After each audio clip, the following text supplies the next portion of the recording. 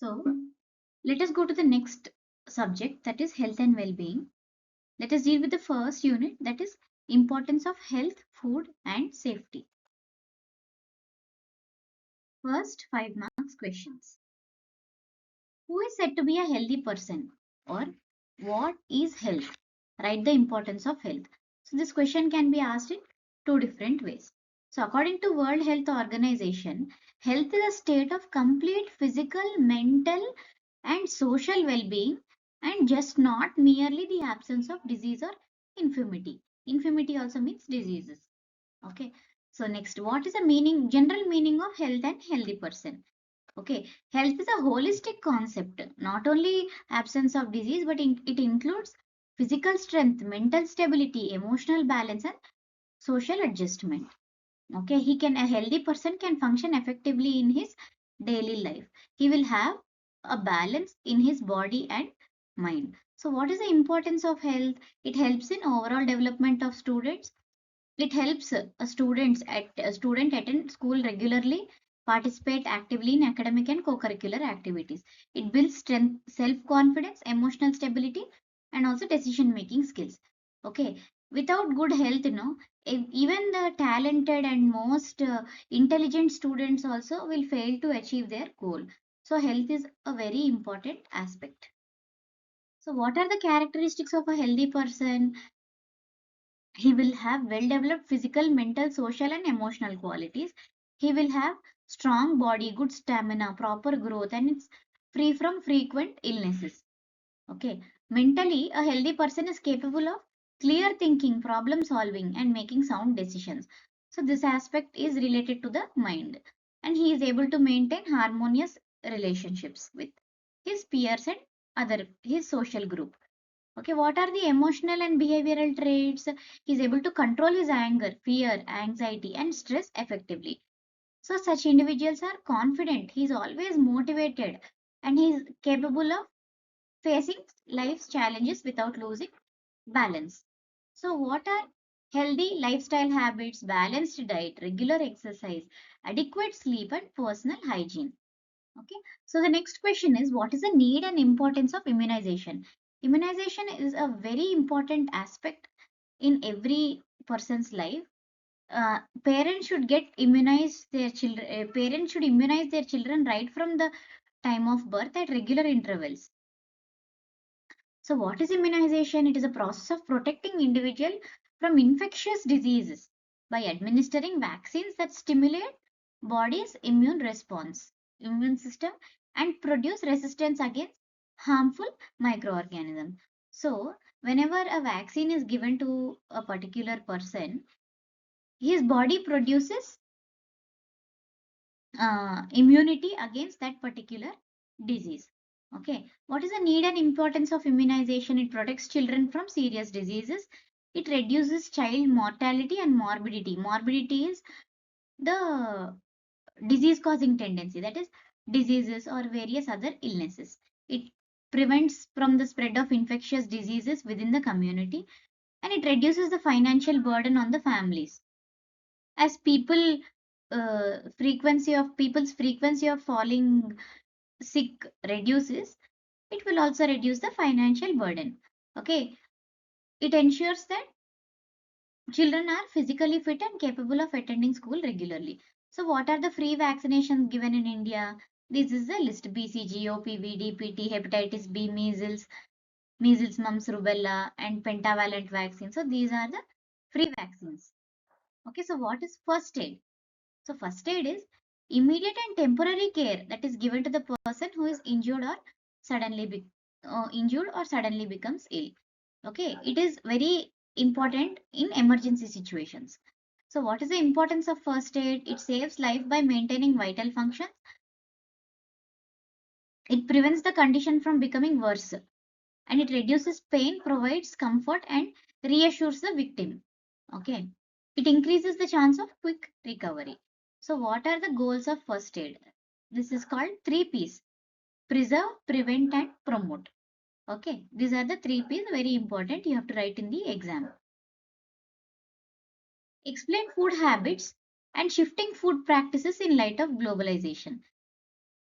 What are food habits? They are regular patterns of eating followed by individuals or community. So each community has its own food habits. Okay.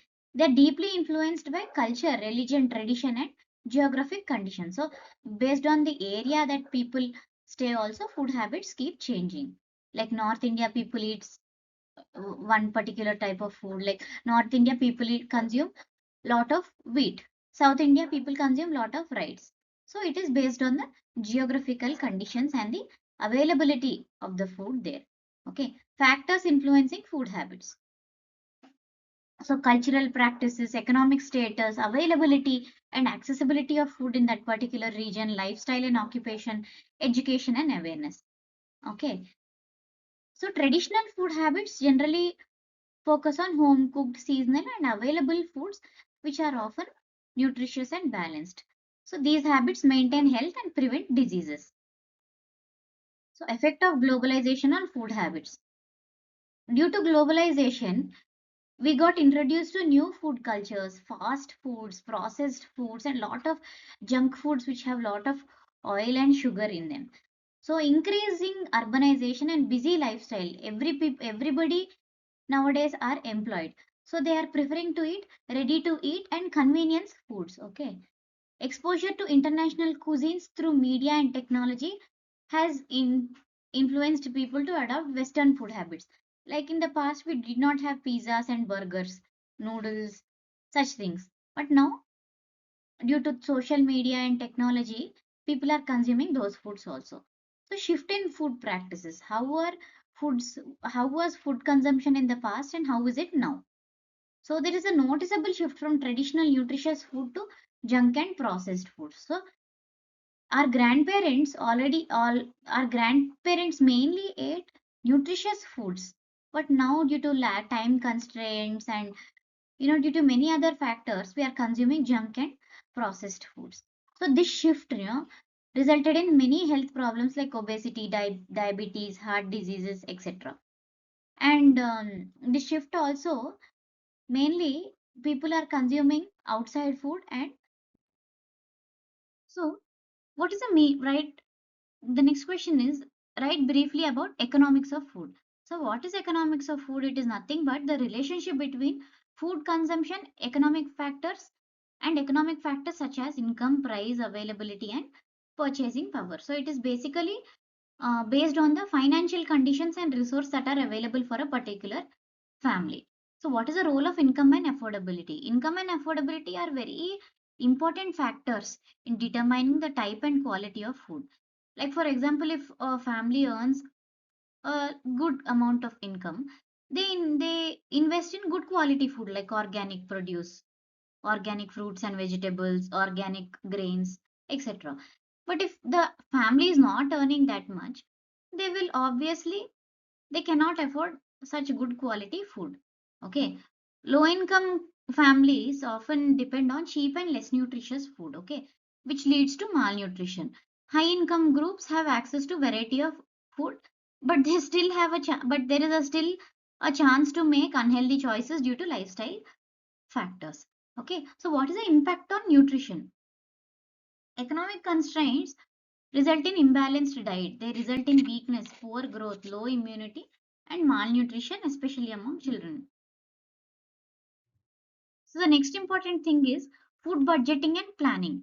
Okay, food budgeting and proper planning helps to manage limited sources effectively. And planning meals in advance allows individual to select nutritious, affordable, and locally available foods. And it also promotes efficient use of available resources. So food budgeting and planning is very important. How much money we have and how much we require is covered under food budgeting. Okay, so what is the role of government and society? So government has implemented schemes like public distribution system, midday meal system, etc. Okay, importance of awareness. So awareness is very important in maintaining a balanced diet, food selection and economical cooking methods.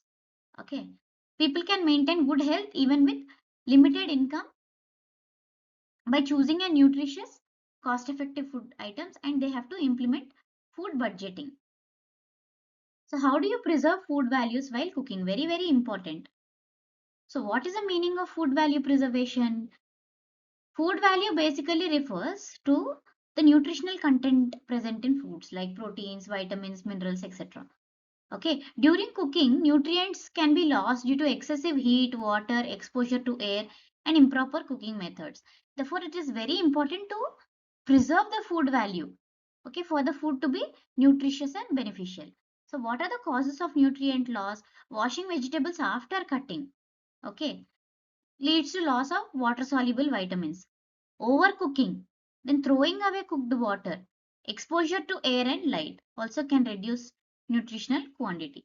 So what is the importance of preserving food values?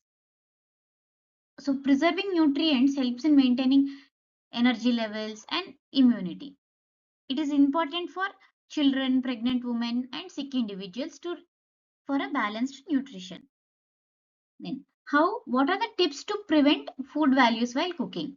Okay, so first is wash vegetables before cutting and not after cutting. Okay, vegetables must be cut into larger pieces to reduce surface exposure. Then minimum water, usage of minimum water also is very important. So one should prefer cooking methods like steaming, pressure cooking, light boiling, etc. Okay, one should avoid overcooking and reheating food repeatedly. Okay, so cook food in covered vessels so as to retain nutrition. Some additional practices are use fresh and seasonal ingredients, avoid adding excess oil and spices. So storage of food properly is also very important. What are the indigenous and modern ways to preserve food? Okay, so indigenous means traditional methods. Okay, age old techniques. Indigenous methods are age old techniques used to prevent food naturally without advanced technologies. Okay, some common indigenous methods are drying, fermentation, freezing, smoking, salting and pickling, sugaring, canning. Okay, those are the indigenous methods. What are the modern methods? Vacuum packing, gelling, use of preservative, pasteurization.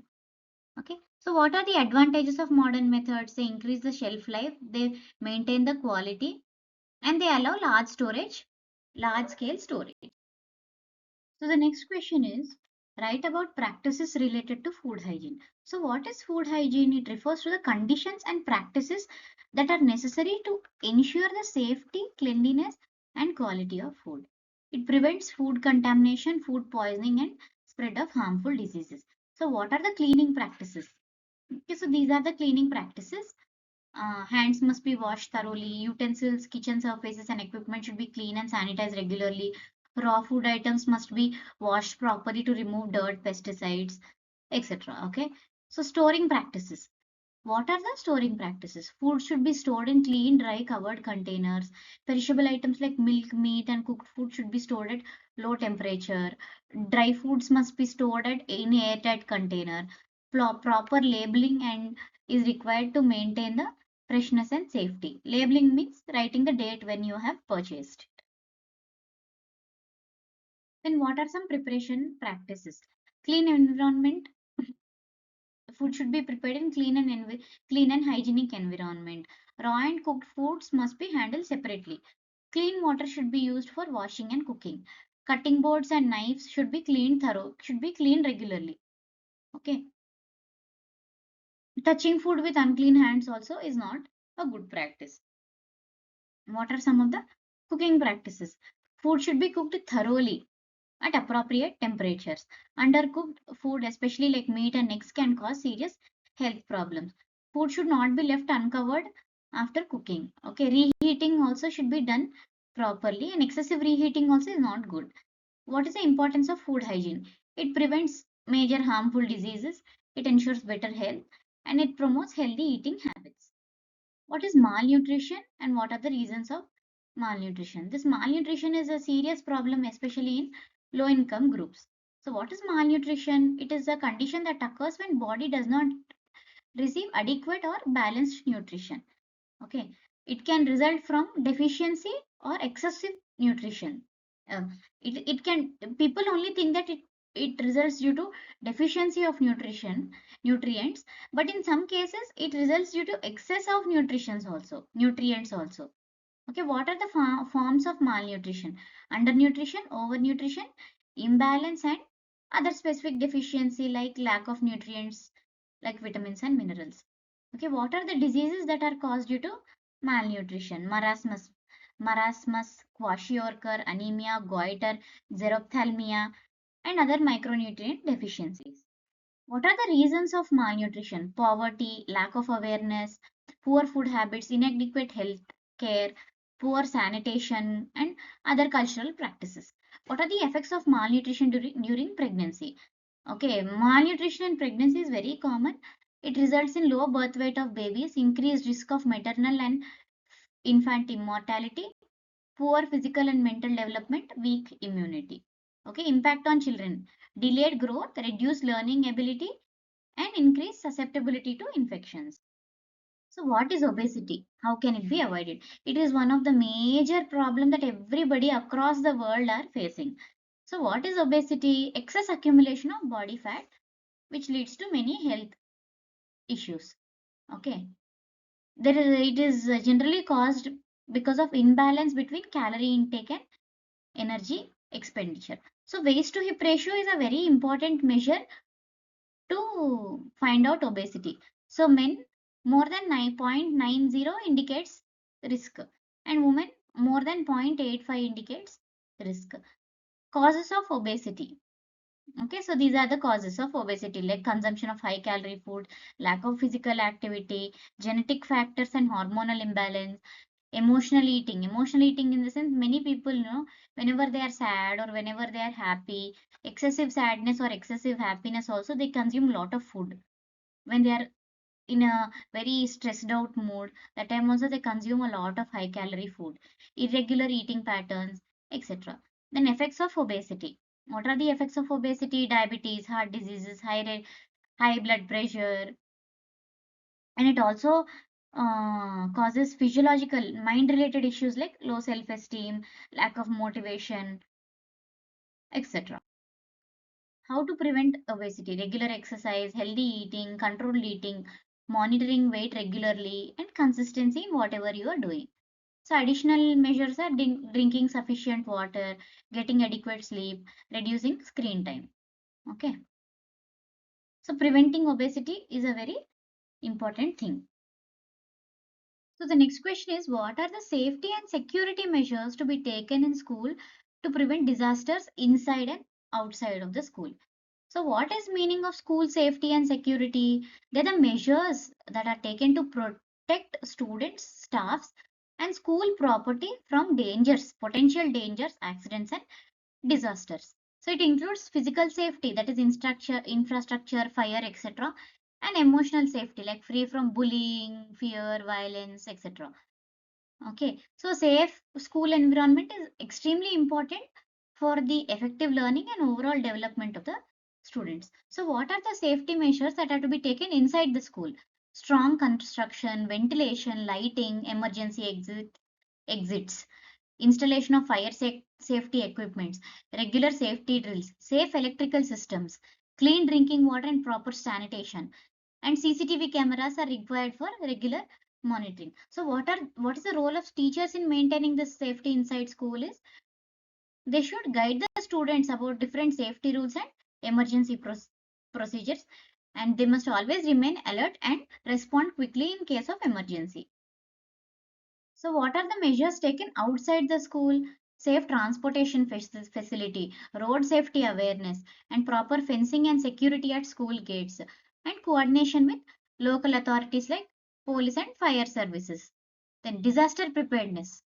So school should develop a proper disaster management plan, and then school should always conduct awareness programs regarding earthquakes, floods, fires, etc. And first aid kits and trained personnel should always be available in school. Then what is this importance of safety measures? It prevents accidents, injuries, and lots of life. It builds confidence among students and ensures a safe and supportive environment. So what is a prevention and treatment for a snake bite?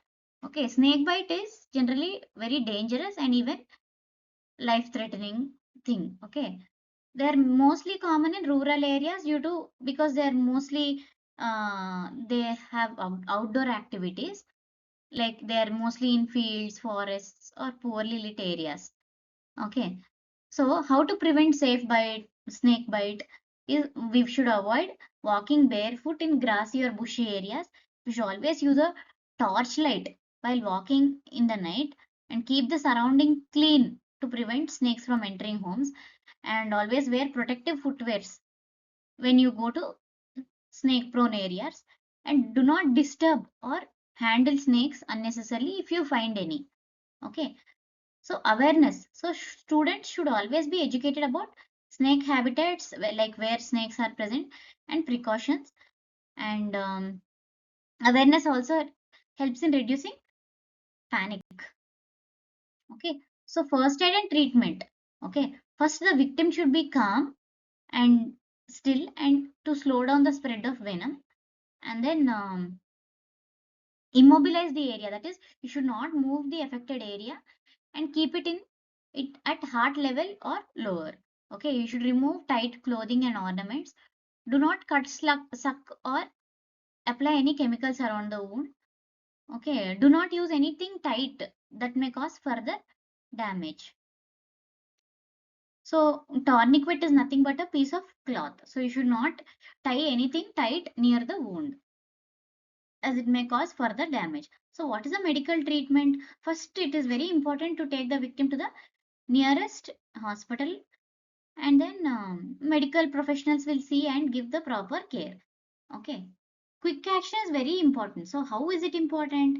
It can lead to, it can prevent serious complications or death, and it increases the chances of survival. Then what is the prevention and treatment of dog bite? Okay, dog bite can lead to serious diseases such as rabies. If someone gets rabies, then their life is going to become horrible. Okay. Then how to prevent dog bite? Avoid approaching or teasing unknown or stray dogs. Okay. Do not disturb dogs while they are eating or sleeping. Okay. Whenever there are animals, it is very important for the children to behave calmly around them. Okay. Pets should be vaccinated always. Okay. Sudden movements should be avoided as it provokes dogs. Okay. Awareness should be created among students to prevent such uh, risks. Okay. Then, what is the first aid treatment for dog bite? Immediately wash the wound with soap and running water for at least 10 to 15 minutes, so that if any bacteria or viruses are there, they will get washed away. Apply antiseptic solution. Cover the wound with clean bandage. Even minor bites or scratches of dogs should not be ignored. Okay, immediate consultation of doctor is very, very important to give anti-rabies vaccination. Okay, as soon as the dog bites, immediately do first aid and take the injured person to the hospital. Okay, then importance of immediate action. Immediate action is very important because it may lead to rabies, which is fatal. Okay, write about bone injuries and bone safeties. Okay, bone injuries are majorly common in small children because they keep running here and there and they fall very often. Okay, so bones are the major framework of the body. They provide shape, structure, and support. Okay, they maintain a they have a major role in maintaining the posture and movement of the body. So what are the functions of bone? These are the functions: support, movement, protection, mineral storage, blood cell production, energy storage, etc. So what are bone injuries? They include fractures, cracks, and dislocations. They occur due to accidents, fall, or any sport activities. Okay, some of the symptoms include swelling, pain, and inability to move the affected part. What are bone safety measures? So a diet rich in calcium and vitamin D is very, very important. Okay, physical activities are also very important. And while playing any sports, no, protective equipment is very important. Okay, you should avoid any kind of risky behavior that may lead to accident and fractures. Vitamin deficiencies and diseases. Okay, lack of vitamin D and calcium also can lead to brittle bones, and proper nutrition also is very important. So how to prevent these bone related injuries? Balanced diet like milk, green leafy vegetables and sunlight exposure is very important. Regular health checkups and awareness about bone health also prevents bone injuries. So next let us see 10 marks questions. So first question is explain the concept of mental health and describe the dimensions of mental health. So what is mental health? Mental health is nothing but a state of well-being in which an individual will realize his or her abilities, and that individual can cope with the normal day-to-day stresses of life, work productively and contribute to the society. Okay. It includes emotional stability, physiological balance and social adjustment. Okay. So mental health, plays an important role in decision making, learning, relationships and behavior. So what is the concept? What are the different concepts of mental health? Biomedical concept, ecological concept, physiological concept and holistic concept. What is biomedical concept? It focuses on absence of disease or illness. That is, a person is disease free. Then ecological concept. It is nothing but the balance between human beings and their environment in which they are present. Physiological concept. Okay.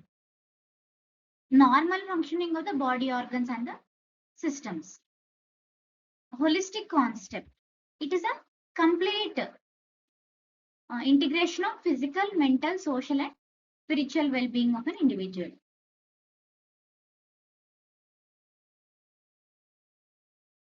So next, what are the different dimensions of health? So health, as we know, is multidimensional. It is not a single thing. It includes many things, and all the dimensions are interconnected. Every dimension is related to another. So first dimension is biological dimension, proper functioning of the body and its system.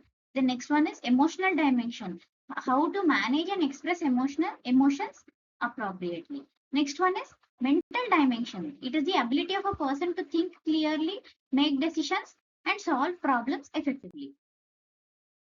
Then social dimension, the ability to interact effectively with others and maintain healthy relationships. Okay, it includes communication skills, cooperation, and respect for social norms. Environmental dimension, it focuses on relationship between individuals and their surroundings. Intellectual dimension, it is something that is related to the mind. That is the ability to learn, think critically, acquire knowledge. Then spiritual dimension, the most important dimension that every person requires in his life. It refers to a sense of purpose, values, beliefs, and inner peace of a particular person. And it includes what moral values he has, what ethics he follows, and connection with a higher purpose.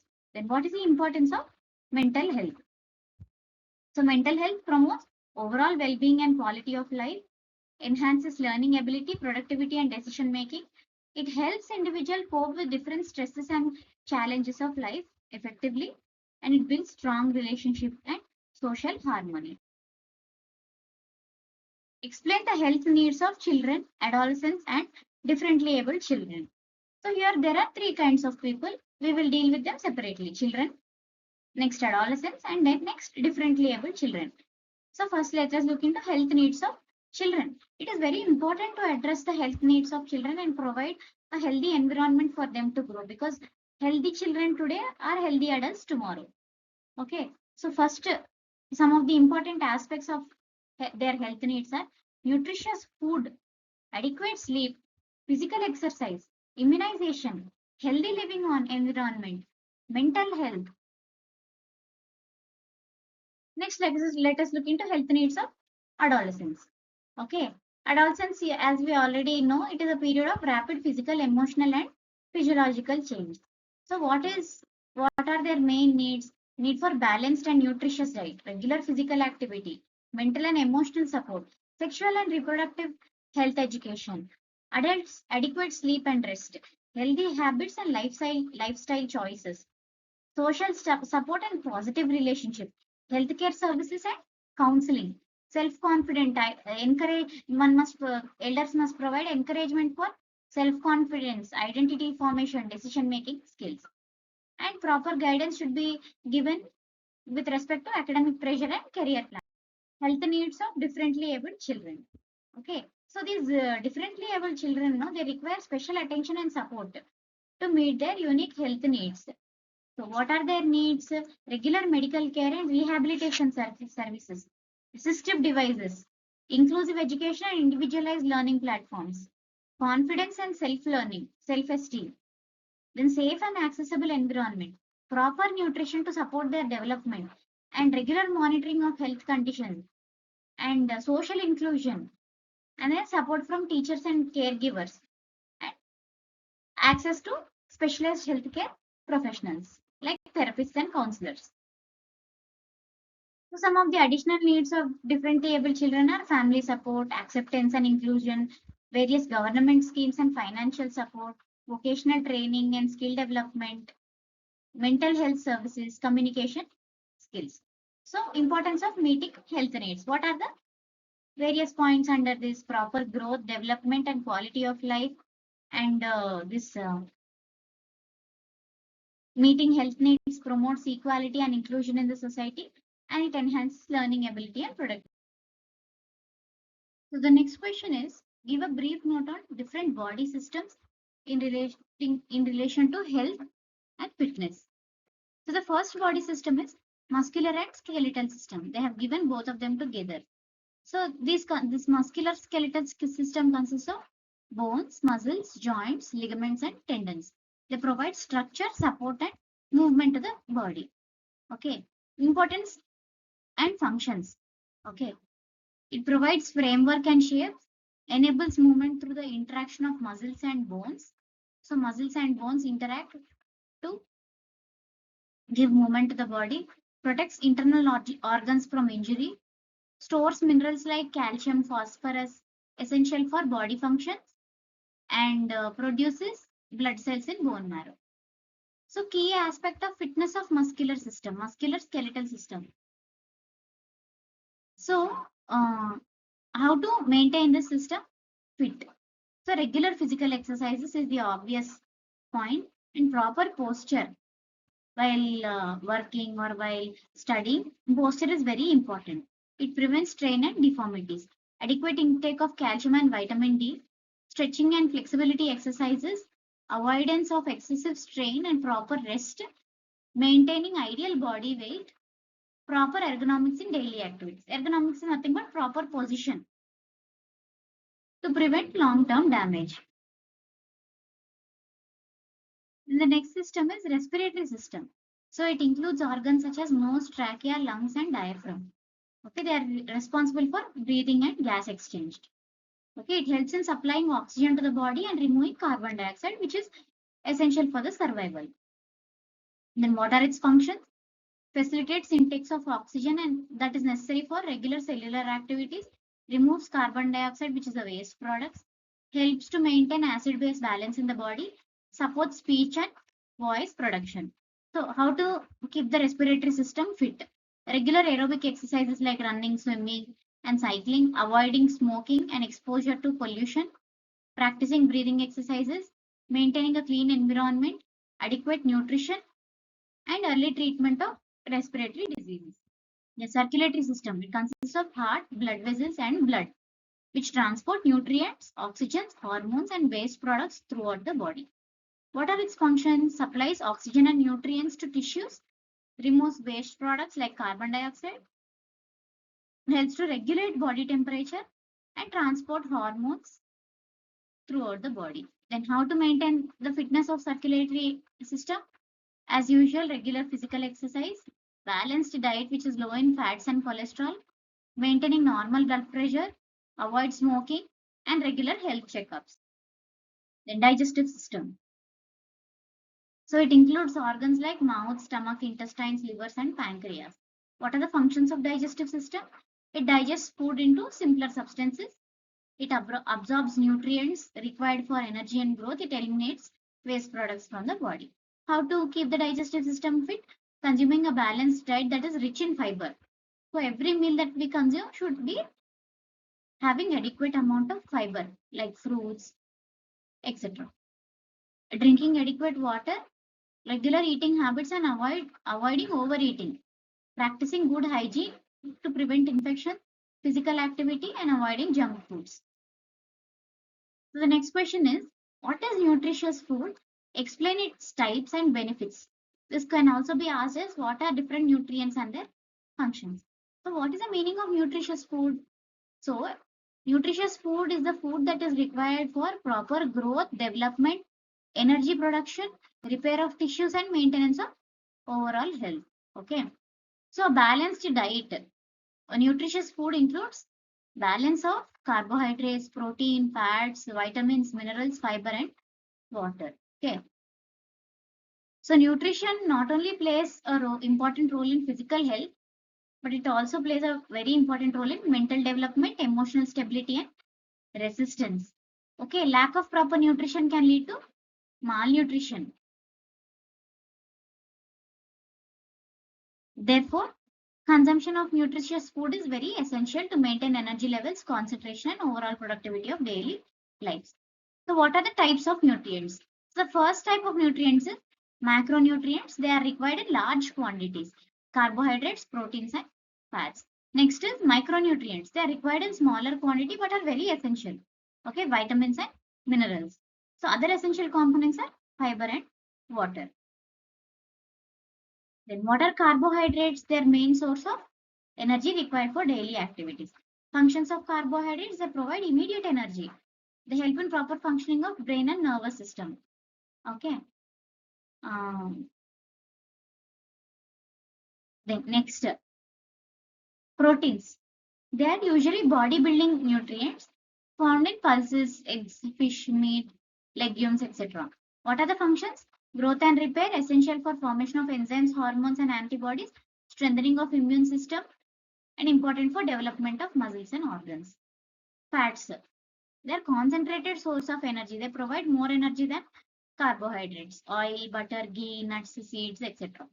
What are the function of fats? Providing long-term energy, help in absorption of fat-soluble vitamins, protection of internal organs, and improves the taste of food.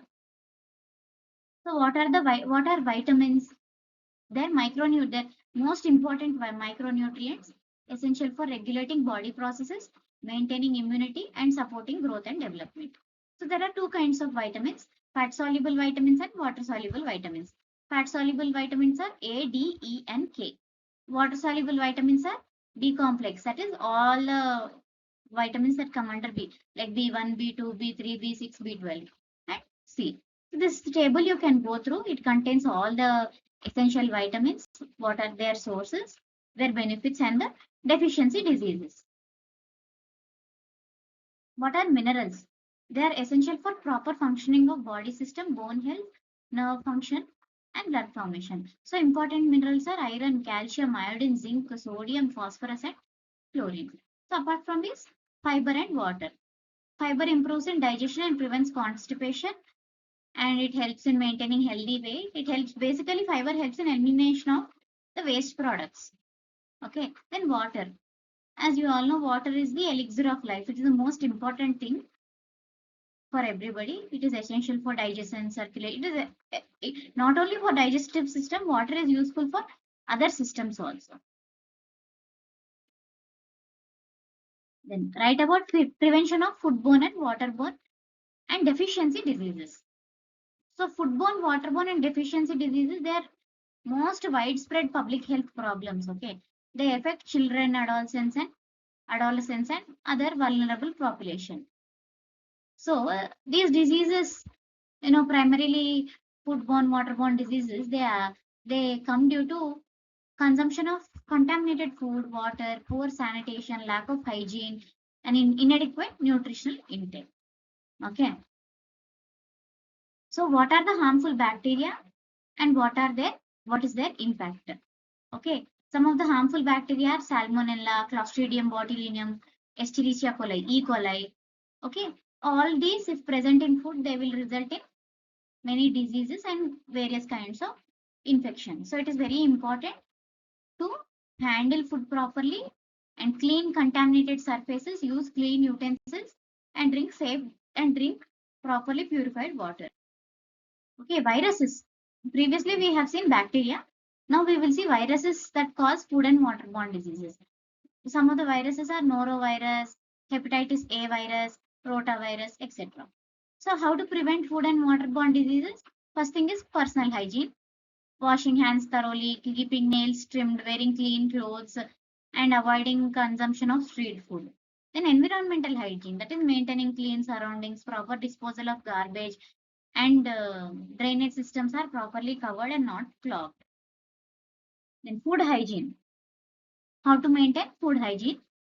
So food hygiene, like how to maintaining cleanliness and safety during food preparation, storage, and consumption.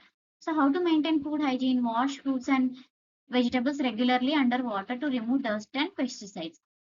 Cook food properly at appropriate temperatures. Avoid consuming raw food, especially meat, eggs, and seafood. Store cooked in covered containers.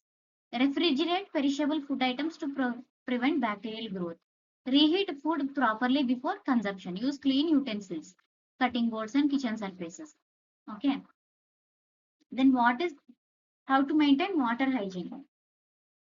Drink only boiled, filtered, or purified water. Avoid water from unknown sources. Okay. Store water in clean containers. Okay. Regularly clean the storage tanks. Okay. So all these are water hygiene practices. So how to prevent deficiency diseases? Okay. Deficiency diseases are basically caused due to lack of essential nutrients in the diet. So, how to prevent deficiency diseases? One must consume balanced diet. Include fruits, vegetables, cereal, pulses, milk, and dairy in and proteins in daily diet.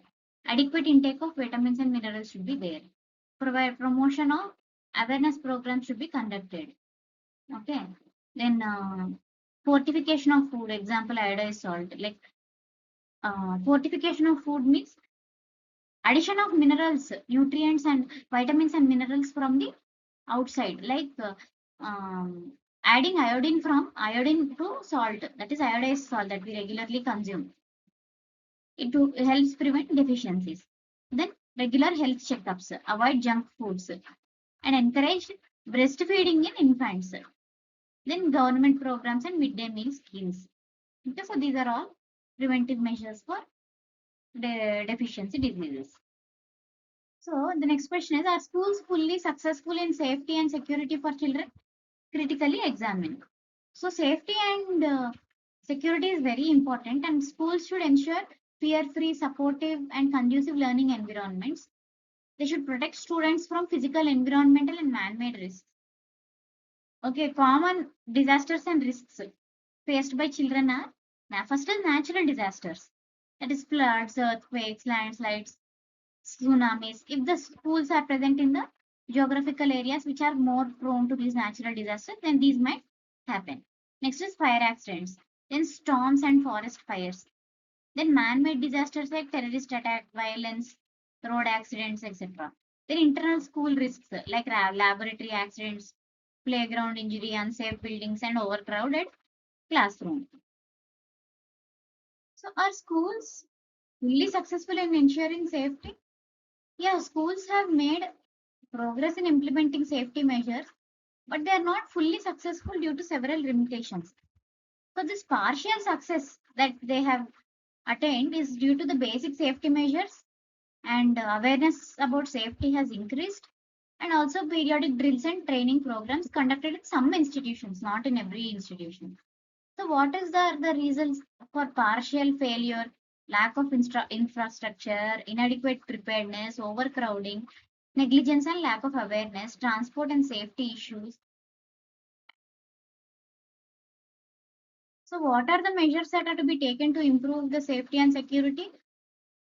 Um, we should develop a disaster management plan, regular mock drills for for earthquake, fire, etc., and availability of fire extinguishers, alarms, emergency exits, safe infrastructure, CCTV cameras, first aid facilities, and trained people, safe drinking water, sanitation, and hygiene facilities, implementing strict transport safety rules, and conduction of awareness programs, and involvement of parents also should be there, parents and community.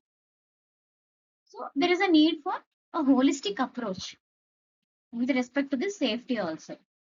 Okay. Safety not only material wise, but it should also include emotional, physiological, and social safety. Children should feel secured, respected, and free from fear, bullying, and discrimination. So, what is the role of government? It should enforce strict safety regulations and regular inspections, and it must ensure equal safety standards for both urban and rural schools. And then, what is the role of teachers and school management?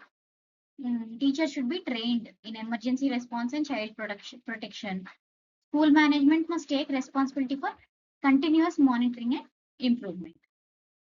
So the last question, what are the different determinants of health?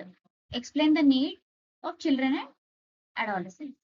Okay, so what are the major determinants? Biological determinants, which include genetic makeup, age, gender, and hereditary factors. Environmental determinants like physical, social, economic environments in which individuals live. And then lifestyle determinants like diet, physical activity, sleep, smoking, alcohol consumption. Then socio-economic determinants like income, education, occupation, social status. Healthcare services, availability and accessibility of various healthcare services, immunizations, medical checkups, etc. And physiological determinants, mental health, stress levels, emotional ability, stability, and coping abilities. Then cultural determinants, cultural beliefs, tradition, and practices. Then what are the needs of children? So physical needs, which includes balanced diet, mental needs, love, care, emotional support from the family, educational needs, access to quality education, and inclusive education, social needs, interaction with peers and participation in group activities. What are the other needs of adolescents? Physic- what are the needs of these are the needs of adolescents. So, what are the needs of adolescents? Physical needs, same, balanced diet and that supports growth spurts and hormonal changes, and then emotional and physiological needs, support in management of stress, anxiety, and mood changes. Social needs, a positive relationship with peers and family members, and love and care from family members. Then educational and career needs, proper guidance with respect to academic growth and career planning.